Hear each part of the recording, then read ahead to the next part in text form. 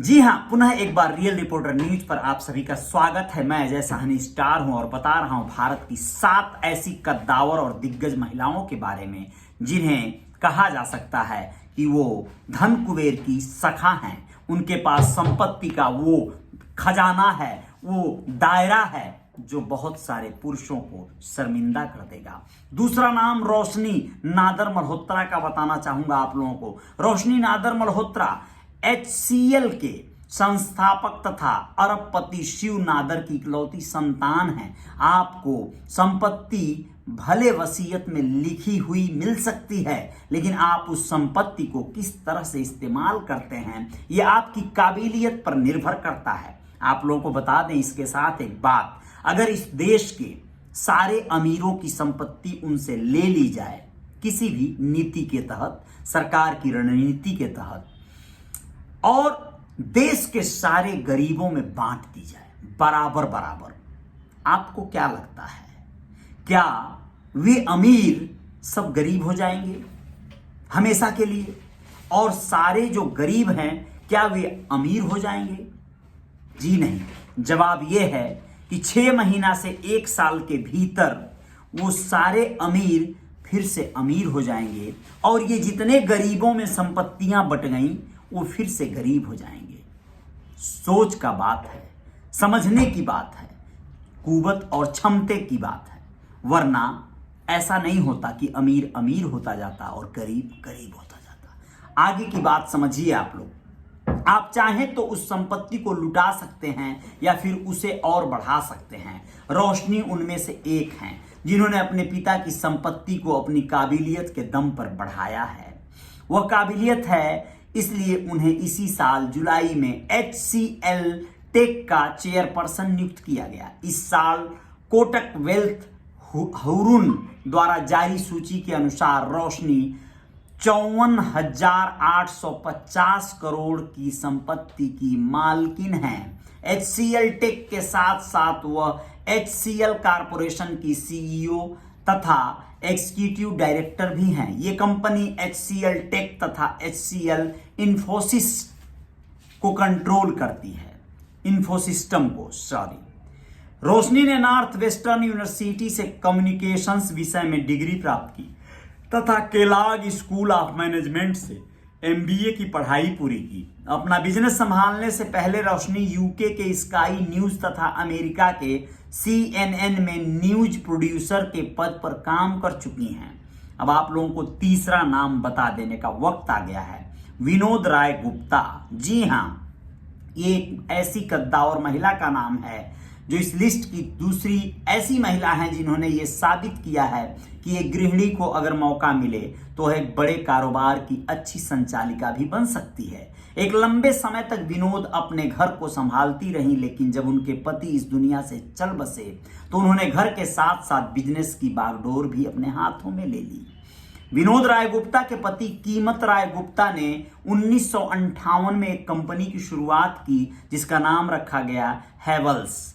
आज ये कंपनी देश में अपनी एक अलग पहचान रखती है। विनोद राय गुप्ता 3.55 बिलियन डॉलर यानी कि 2,618 करोड़ की संपत्ति की मालकिन हैं। इनके बिजनेस में इनका हाथ बटाते हैं इनके बेटे अनिल राय गुप्ता।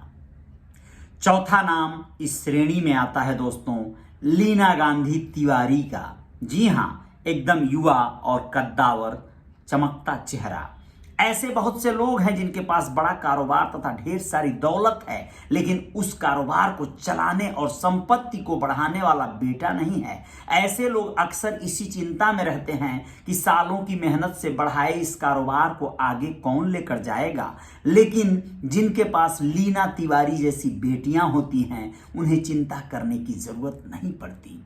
लीना के पिता विट्ठल गांधी ने 1961 में एक फार्मा कंपनी की शुरुआत की थी।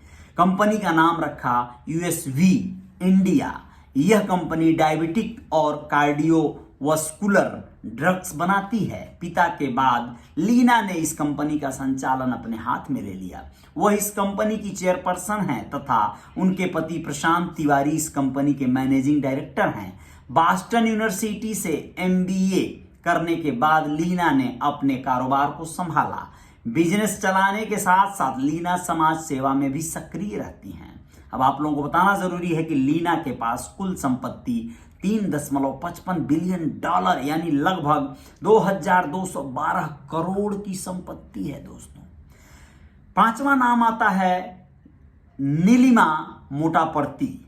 जी हां, इस लिस्ट के ज्यादातर नाम ऐसे हैं जो उन लोगों के लिए एक जवाब के समान हैं जो सोचते हैं कि महिलाएं केवल घर संभाल सकती हैं, लेकिन ये नहीं जानते वे लोग कि अगर मौका मिले तो ये महिलाएं घर के साथ साथ व्यापार कारोबार भी बहुत अच्छे ढंग से संभाल सकती हैं।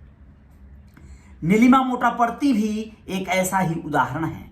Nilima pharma major Divi's laboratories के कमर्शियल विभाग की डायरेक्टर हैं। इन्होंने 2012 में डिवीज लेबोरेटरीज की कमान अपने हाथों में संभाली। इससे पहले उन्होंने इस व्यापार को समझने के लिए 5 साल तक मेहनत की। नीलिमा की अपनी संपत्ति 18,620 करोड़ है दोस्तों। छठवां नाम आता है इस क्रम में किरण मजूमदार शाह। जी, इस लिस्ट का अगला नाम है किरण मजूमदार शाह। किरण उन सभी महिलाओं और लड़कियों के लिए प्रेरणा स्रोत हैं जो मध्यम वर्गीय परिवार से होने के कारण बड़े सपने देखने की हिम्मत नहीं जुटा पाती। किरण एक मध्यम वर्गीय परिवार से जरूर थी, लेकिन उन्होंने ब्रूइंग में ऑस्ट्रेलिया से मास्टर्स की डिग्री प्राप्त की थी। ब्रूइंग कोर्स किण्वन की प्रक्रिया है जिसमें अलग अलग तरह के अल्कोहल सही तरह से मिलाने की कला सिखाई जाती है। इनके लिए सबसे बड़ी दिक्कत थी इनका महिला होना। जब यह पढ़ाई पूरी कर भारत लौटी तो उन्हें किसी भी बीयर कंपनी में नौकरी नहीं मिली। सबने उनके महिला होने का हवाला देकर उन्हें मना कर दिया, लेकिन किरण ने हार नहीं मानी। भारत में हर जगह से नकारे जाने के बाद उन्हें स्कॉटलैंड में नौकरी मिली। यहीं से उनकी किस्मत का दरवाजा खुलने वाला था। अपने जमा किए हुए $132 यानी उस समय के हिसाब से 1200 रुपए से बिजनेस शुरू करने वाली किरण भारत की पहली अरबपति महिला बनी। किरण मजूमदार की कंपनी की कीमत आज 37,000 करोड़ रुपए हैं। 37,000 करोड़। फोर्ब्स ने उन्हें दुनिया की 100 सबसे ताकतवर महिलाओं की सूची में शामिल किया है दोस्तों। सातवां नाम आता है इस सूची का जयश्री उल्लाल। जी हां, साल 2018 में जयश्री उल्लाल को फोर्ब्स द्वारा दुनिया की 60 सबसे अमीर महिलाओं की सूची में 18वां स्थान प्राप्त हुआ था। जयश्री कुल 1.42 बिलियन डॉलर यानी लगभग 97 अरब रुपयों की मालकिन है। जयश्री कंप्यूटर नेटवर्किंग कंपनी एरिस्ता की अध्यक्ष और मुख्य कार्यपालक अधिकारी हैं दोस्तों। स्कूल के बाद अपनी पूरी पढ़ाई अमेरिका से करने वाली जयश्री ने इलेक्ट्रिकल्स इंजीनियरिंग में बीए और इंजीनियरिंग मैनेजमेंट से मास्टर्स की डिग्री प्राप्त की। साल 2008 में उन्होंने एरिस्ता नेटवर्क के सीईओ का पद संभाला। अपनी लगन, मेहनत और सूझबूझ से इन्होंने अपनी घाटे में चल रही कंपनी को कामयाबी के शिखर पर पहुंचाया। साल 2017 में इस कंपनी ने 110 अरब रुपए का प्रॉफिट कमाया था।